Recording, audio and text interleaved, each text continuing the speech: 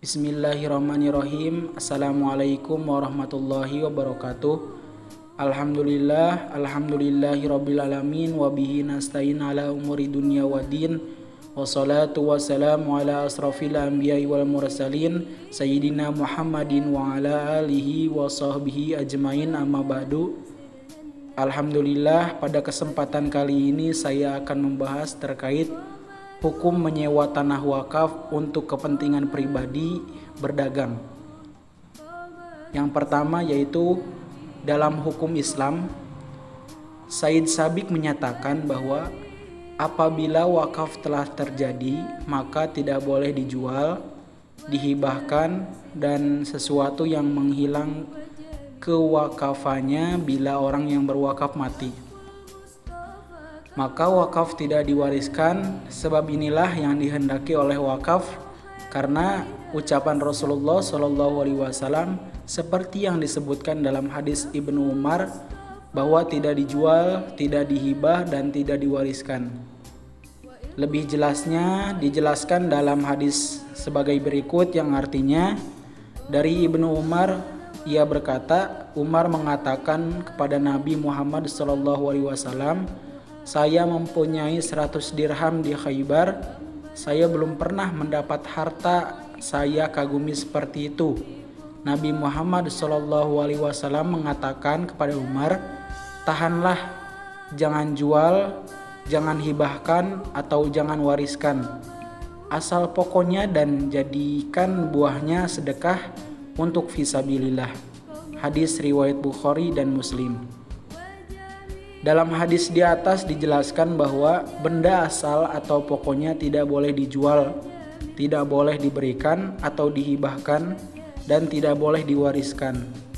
Akan tetapi, apabila suatu saat benda wakaf itu sudah tidak ada manfaatnya atau sudah kurang manfaatnya, kecuali dengan ada perubahan pada benda wakaf tersebut, seperti menjual atau merubah bentuk atau sifat, memindahkan ke tempat lain, atau menukar dengan benda lain, boleh perubahan itu dilakukan terhadap wakaf tersebut, mengingat pentingnya menjaga amanat wakif dan sisi manfaat harta wakaf tersebut.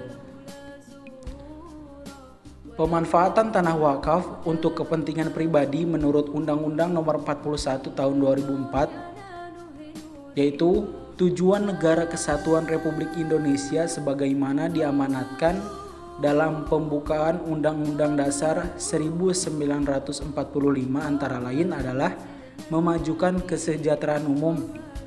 Dalam rangka mencapai tujuan tersebut, perlu diusahakan menggali dan mengembangkan potensi yang terdapat dalam lembaga keagamaan yang memiliki manfaat ekonomis.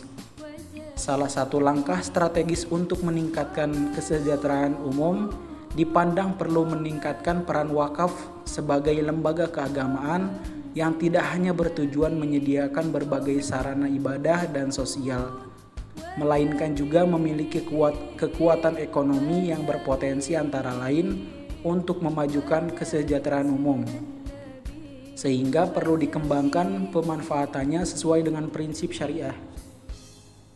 Praktek wakaf yang terjadi dalam kehidupan masyarakat belum sepenuhnya berjalan tertib dan efisien, sehingga dalam berbagai kasus harta wakaf tidak terpelihara sebagaimana mestinya, terlantar atau beralih ke tangan pihak ketiga dengan cara melawan hukum.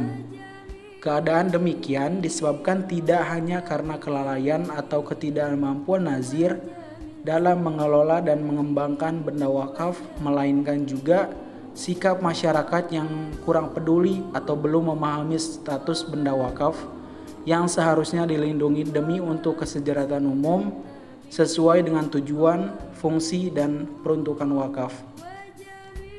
Di sini saya dapat menyimpulkan bahwa dalam pandangan fikih, para ulama berbeda pendapat mengenai hal ini. Akan tetapi sebagian membolehkan dan sebagian yang lain melarangnya. Ulama Syafi'iyah dan Malikiyah berpendapat bahwa benda wakaf yang sudah tidak berfungsi tetap tidak boleh dijual, ditukar, atau diganti dan dipindahkan, karena dasar wakaf itu bersifat abadi, sehingga kondisi apapun benda wakaf tersebut harus dibiarkan sedemikian rupa. Jika digunakan untuk kepentingan pribadi itu dilarang, karena sesuai dengan redaksi hadis tanah yang sudah diwakafkan tidak boleh dijual, diwariskan, dan itu bukanlah milik ahli waris. Jikapun ingin dimanfaatkan adalah untuk kepentingan umum, bukan untuk kepentingan pribadi.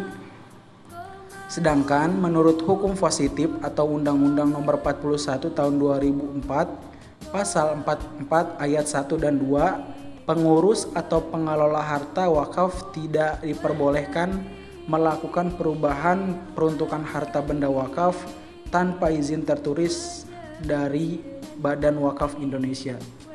Alhamdulillahirrabbilalamin, semoga dapat dipahami dan dimengerti. Kurang lebihnya mohon maaf. Billahi taufiq wal hidayah. Wassalamualaikum warahmatullahi wabarakatuh.